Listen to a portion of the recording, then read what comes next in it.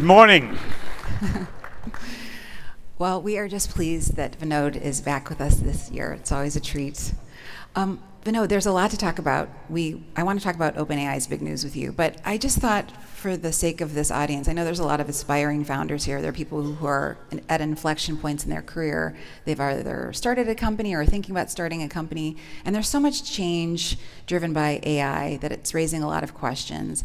I wondered, if you were 25 and you had no money, no connections, what kind of company would you start right now if you started a company at all?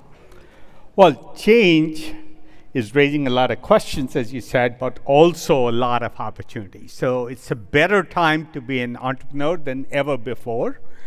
The range of companies that's possible is mind-blowing.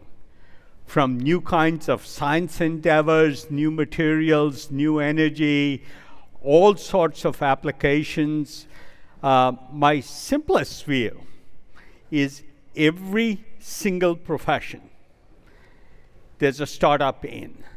Building an AI accountant, an AI structural engineer, AI analog chip designer, AI chip designer, AI doctor, AI oncologist, AI, you name it, auditor, AI marketeer, AI is sort of like every profession that exists is an opportunity for one of you doing it right. Well, the one of you is interesting because I do wonder how you think about defensible moats at this point and how the founders in the audience should think about that. So I do think defensible moats can be built. It's different in each area. And usually people who start early, and frankly, I think good advice is what's tricky. It's trickier to do an AI startup than ever before. The most common question I get asked is, won't the big models do this? Mm-hmm. Right? And I like to joke that every time there's a YC class, half of the startups are obsolete before they finish their session because the models have introduced those features. So it's a great time, lots of opportunity. Also, time to be really thoughtful about what will be covered by the models and what won't be. And I spend a lot of time advising our entrepreneurs of what models will do and what they shouldn't do, as well as what they can do. And to your question of how do you build data moats or other moats, or how do you build things where you get an advantage, where there's increasing returns as you start early and scale data.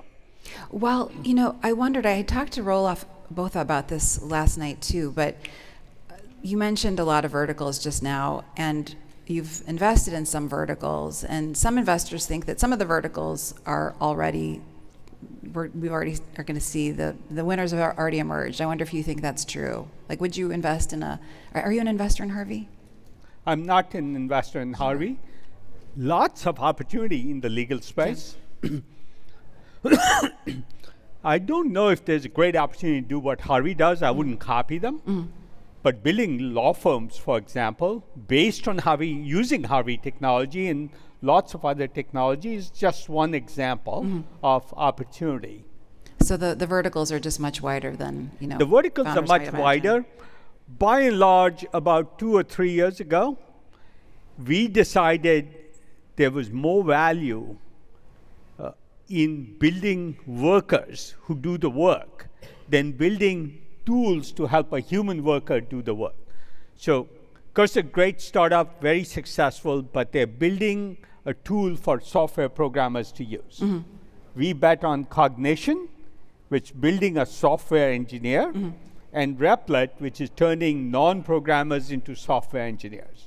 So our thesis has been more value is generated when you replace $100 or $200 or $500,000 worker, like a neurologist, than if you build a tool for somebody else to use. Got it. Well, I wanted to ask you about that as well. In Silicon Valley, there's so much talk about the coming abundance because of AI, but there's so much job displacement that's ahead as well. You've predicted that the Fortune 500 companies, most of them will be gone in the next 5, 10, 15 years. I guess, do you think we're ready for that? Well, so to be precise, what I've said is there's always been a rate of extinction of Fortune 500 companies. So many companies, about probably 20 companies or so fall out of the Fortune 500 every year. They don't die, but they fall out of the Fortune 500. My bet is by 2035, we'll see 3 times that rate or something. It's not a precise number, but a much higher rate of extinction of Fortune 500 companies, which means it's great opportunity for founders here. All that business to be taken by some entrepreneur because an incumbent failed to move quickly or was skeptical about what AI will do. So lots and lots of opportunity. To the bigger question of jobs displacement, a year ago I published, September of 24, I published a 25-page document on the implications of AI. I call it AI dystopia or utopia. I cover both the dystopic vision as well as, in fact, I cover that first and then cover the utopic vision. I think many of the things that society faces will be very turbulent. Not that we have a choice of not facing them, we can't avoid them. And different countries will have different policies. So if you have labor on the boards of German companies, Germany will have a very hard time being competitive in the new environment. This will vary. The US, we saw the Screen Actors Guild strike last year. Almost certainly anybody who adheres to the Screen Actors Guild strike agreement will go out of business, where entertainment is almost free. So we will have to take care of people who are displaced and have specific programs for that.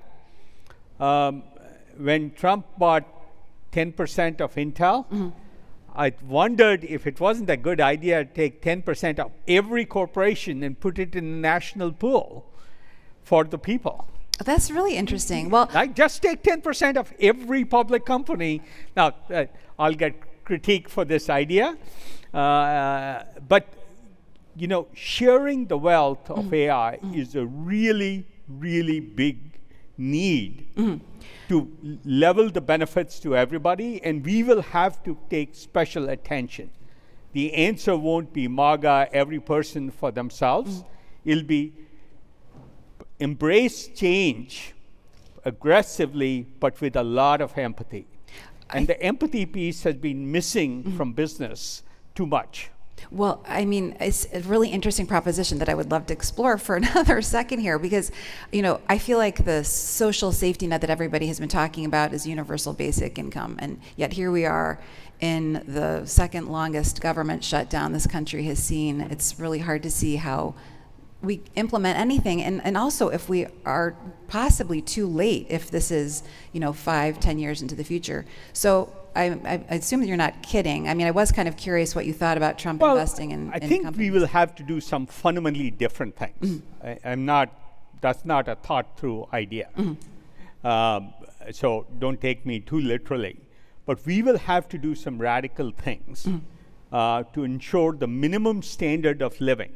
What's almost certain, by 2035 or 2040, all healthcare expertise will be free, and we should provide it free to everybody. All education should be free, and we should provide it free. All legal services should be free. So there's a bunch of services whose cost is so low that we can provide it to everybody at very low cost. And that's sort of the vision of abundance I talk about. That's the utopia part. Entertainment will be free. I spend a lot of time on what will give people meaning in that world. People always talk about the jobs being displaced. Most of the jobs in this country, let alone in a country like India, are really not jobs. If you're working in assembly line for 8 hours a day mounting a tire on a car for 40 years, or working as a farmer, a farm worker in 100-degree heat, 8 hours a day for 40 years. That's servitude to survival. It's not a job that humans should have. We have to do it today, but we won't need to do it in 15 years. Right. But we do have to take care of those people. I do think, by the way, we will, by 2035, have a hugely, hugely deflationary economy. First, we'll see GDP growth climb dramatically. I suspect well in excess of 5% a year. So there will be enough abundance to share. And I think we should do something with GDP growth above 2% in building a reserve for people who are displaced by these new technologies. So it's like the Alaska Oil Fund or the Norwegian Oil Fund. If GDP growth is above the expected level of 2%, let's use that to warehouse reserves for people who are displaced by this higher productivity tool. AI is massive productivity, but that means massive deflationary thing. My bet is $10,000 in 2040 will buy way more than it buys today. That's interesting. I mean, I still think there's sort of the fundamental human paradox of people wanting to work because they derive purpose from their work, just as, you probably could have retired 30 years ago, but hopefully. I did at age 30, 40 years ago. Oh, did you? Yeah. for what, a month? It was a month. Look, the question of meaning is an important question, but in meaning, your job and my job may be meaningful, but it's not for most people. Right. It's not something they love to do, and I think there's many better things to do. And we've also talked about deurbanization. And by the way, I addressed this in some detail in my paper from last year. So go read that paper. But you've also talked about deurbanization, which I think is interesting, the possibility that people don't have to be in a certain place. They can be closer to their homes, their families in the future. I did want to talk to you, of course, about OpenAI, because you've been tracking AI long enough that when Sam Altman came to you, you had the prepared mind, you were the first VC into that company, you bought 5% of the company for $50 million. I'm going to be rude and ask, do you still own 5% of the company? Well, we don't talk about what we own, but I would say I've always been a long-term believer. That was 2018, and it was a non-profit. The structure's changing here momentarily. Yeah. I just believed AI would have a huge impact on society. So that's why we invested in OpenAI in 2018. Most people thought it was crazy. In fact, billion-dollar valuations were very, very rare for zero revenue companies. They're not as rare today. You have to bet on the future you believe in. Most of what's happening, and I think it's really hurtful for entrepreneurs like you, is a lot of herd instinct. So you get a new investment offer every 3 months. It doesn't help you. I think Roloff talked about it yesterday and said the same thing. I do think there's massive opportunity, but there's also massive need to look forward enough. The first question I ask people, entrepreneurs who come to me, don't tell me what you're doing now. What will you want to be in 2030? Which answers the question of what's your mode. What will models look like in 2030, and what will be obsolete as your functionality and will belong in the models, and what can you build? That's a pretty thoughtful place to start. And good entrepreneurs are thoughtful. Right. And so they think through these things. So I'm wandering all over the place. No, that's fine. I think it's really instructive. I did want to ask one more question, because it's like the bet of the century. Will that bet return, all of the funds you've ever raised, like many times over? Is that fair to say? Or look, is that I've had huge returns before. Yeah. In 1996, nobody believed in TCP/IP for the internet. As odd as it seems, there was not one carrier or equipment supplier that believed in TCP/IP for the internet. I invested in Juniper, a $3 million bet, returned 2,500x. I don't know what the valuation of OpenAI will be, but with the new restructure, I won't be, constrained to 100x. If it's 2,500x, yes, for sure. Yeah. But I won't speculate on valuations. Obviously, there's huge upside. Right. So do you want to talk at all about, so you must be very excited about its news today. Well, I'm excited about the restructure is finally done, and the company can go on with the business of building the company. One of the things I'm most excited about is their nonprofit is now worth about $130 billion. And my bet is it's easy to see how it gets 10x or more from that.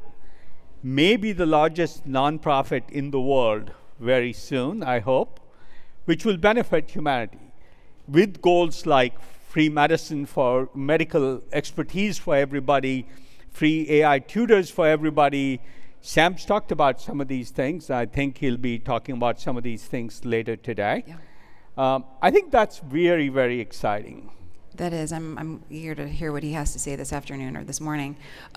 You were talking a second ago about advising founders here not to take rounds, raise round after round at a higher and higher valuation, because oftentimes there can be a similar trajectory in the opposite direction. Again, just crazy times right now. So earlier this month, you're an investor in OpenAI, Cognition, Replit, which you mentioned. I saw an interesting deal, General Intuition, a New York startup founded this year. Super exciting, yes. That trains AI agents to understand movement using video game footage. So what caught my eye was this was a $134 million seed round. How do you come up with a valuation? This company didn't exist last year. So actually, the money going into the company was less. I won't go into all the details. Okay. There was a buyout of certain shareholders, not the founders. Okay. To make it compatible with what they're building.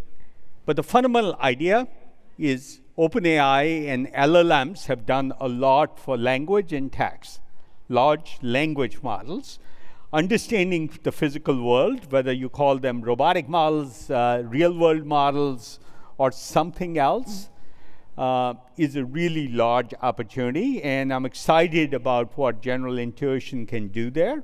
They probably have a large proprietary moat of data. So they have a huge advantage, and I think some really smart people. So I'm pretty excited about understanding AI, understanding the physical world. How heavy is this going to be when I lift it? If it was a metal piece, it'd be different. If it was paper, it'd be different. There's intuition about this, and AI systems need to develop intuition about the real world. I guess, again, just to help the founders here, what are you looking for right now in terms of your AI investments? Again, companies are growing faster than ever, and they are also, I would think the potential is to sort of out-engineer them faster than has ever been possible. So, first I should answer the question, what should entrepreneurs be looking at? I think entrepreneurs, and what I meant by you keep getting offers and it's pretty easy. Easy come, easy go. The people get on board will get off quickly. You saw that happen in climate. People got on, and then they got off the train, and then they got back on. You saw it in biotechnology. It's a pretty exciting area for AI. People got on, and now half the companies on the stock market are below their trading at half their cash value. So you want investors who help you think through how you build your moat. How do you build the right team that you need? Team building is extremely hard in this new AI environment because there's such competition for talent. Last night I was in the city driving back to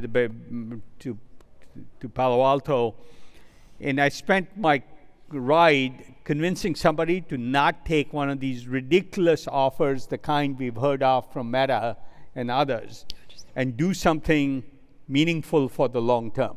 Each person has to make their own decisions. So recruiting teams for entrepreneurs, very, very hard. You want the right investors. Help you do that. Right resume isn't the only thing. Building the right kinds of moats, picking the right strategy that won't be obsoleted by a feature development in a large language model or a robotic model. All those are critical questions. So you want a thought partner who helps you with all that. Yeah. What am I looking for on the other side? Mostly entrepreneurs who are thoughtful and careful about how they think about it, not just, so I least pay attention to ARR. You go to YC and they train you to just focus on ARR. It's probably the least important thing for me.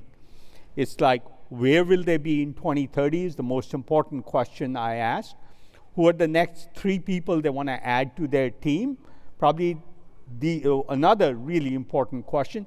So there's 3 or 4 questions like that are most important for me. That's what I'm looking for. That's great. Yeah, I think the consensus is focus less on annual recurring revenue. You mentioned climate.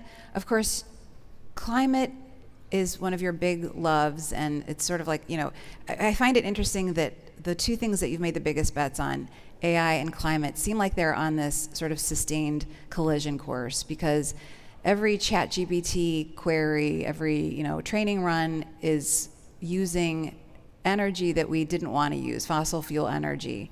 And I know that there are solutions we're hoping are going to work, but they're nowhere near reality. Let me interrupt you. Mm. So one of the things I've learned is when you talk to most experts and you're reciting the wisdom of experts, most experts are experts in a previous version of the world, not the world you're trying to create. In fact, I don't think they're on a collision course. First thing to remember is a search today, inference today, a search on ChatGPT is no more climate consumptive than a Google search in terms of energy consumption or water consumption. It's roughly the same. It just, because the utility has expanded, we are projecting a lot of increase in the number of searches, if I might call them, or API calls if you're more technical. But AI is also the solution. I helped get Commonwealth Fusion started. Bob Mumgard was a senior fellow at the MIT Plasma Fusion Lab.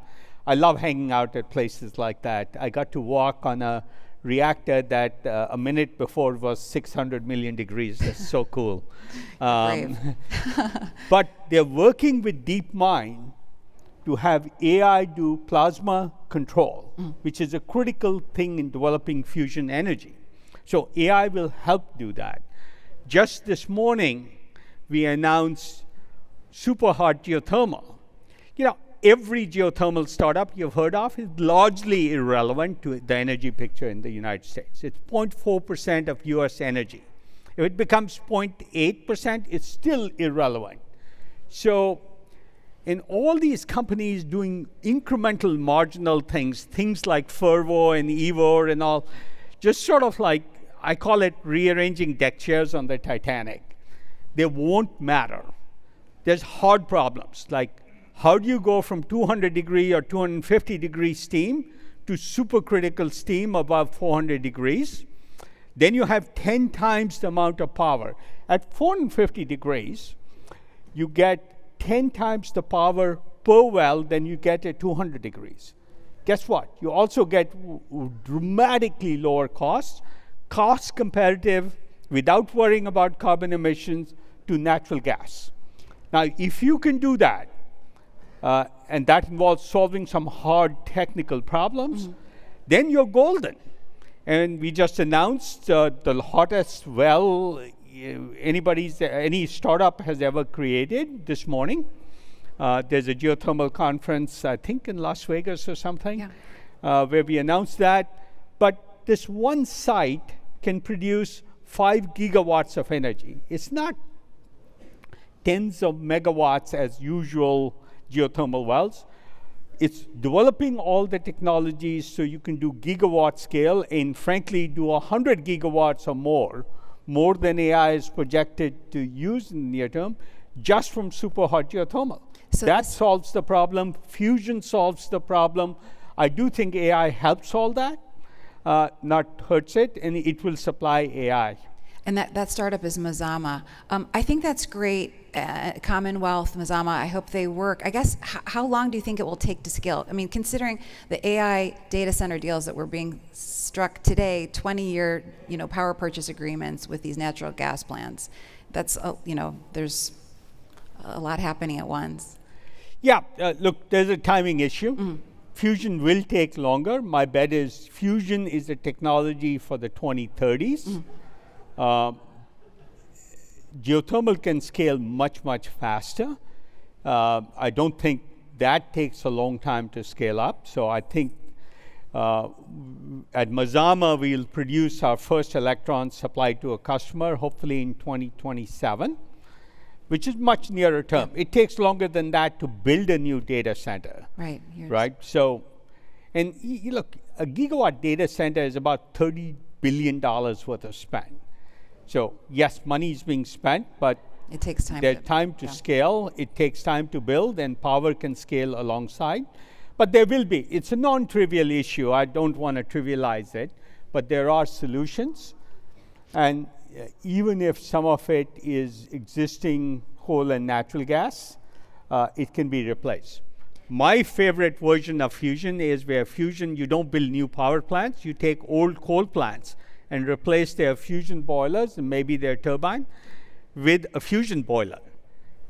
Repurpose most of the plant. That's great. Vinod, we're almost out of time suddenly, and I have a million questions. But one thing that I did want to ask you, we were here last year talking a little bit about Donald Trump. This was ahead of the election. It seems that you're on the same page in some ways. I mean, the administration is very sort of, maybe anti is overstating it, but against regulating AI in ways that I know that you would agree with. On the other hand, it has an immigration stance, which I have to assume bothers you, and I think I've seen on social media that it bothers you. I mean, you came to this country, you've had an amazing career. Yeah. I am just wondering what you think, and also if you are seeing founders who you think we're losing to Canada or Europe or who are going back to India. So the administration's done a pretty good job so far in facilitating competitive AI from the US. And we are, no question about it, in a techno-economic battle with China. There's no win-win to be had with China. So the administration's done a good job. They've done a terrible job on climate, though they're very supportive of fusion and geothermal, but not solar and some other things. So I'll call that a neutral. Yeah. Immigration for the next 10 or 20 years in promoting American innovation, the worst damage possible is what they've done with immigration. They've really deprived us of the key talent we need to keep this innovation engine going. So I'd say something's good about what they've done. The immigration thing is horrendous, especially for talent. And there's plenty of other companies stepping in, including China, to encourage immigration of that same really qualified talent. Immigration of experts and talented, qualified individuals from other immigration, which they rail against, are different things, and we should treat them as different parts of policy. Well, the Trump administration has seemed to be receptive to some of what Silicon Valley is saying, including this most recent development having to do with the National Guard. So hopefully that message will get across, because I know we have some immigrants in the audience here today. Vinod, thank you so much. Always a pleasure to see you. Only thing I would say is this administration won't last forever.